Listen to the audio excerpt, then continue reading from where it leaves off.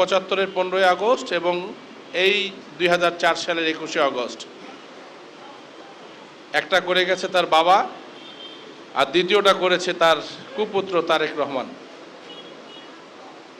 একাধিক সূত্র, একাধিক সাক্ষী, প্রমাণ সবকিছু আয়নার মতো পরিষ্কার।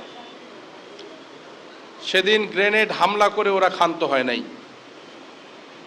সঙ্গে সঙ্গে পুলিশ এসে টিয়ার শেল মারছে মানুষকে ছত্রভঙ্গ করার জন্য।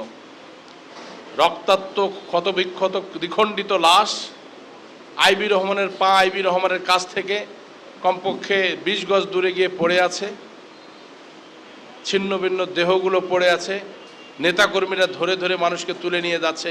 সেই সময় পুলিশ এসে একাধারে টিয়ার শেল মারছে, লাঠিচার্জ করছে। হসপিটালে যখন ঢোকানো হচ্ছে, বিভিন্ন হসপিটালে সরকারের ঊর্ধ্বতন কর্তৃপক্ষের নির্দেশনায়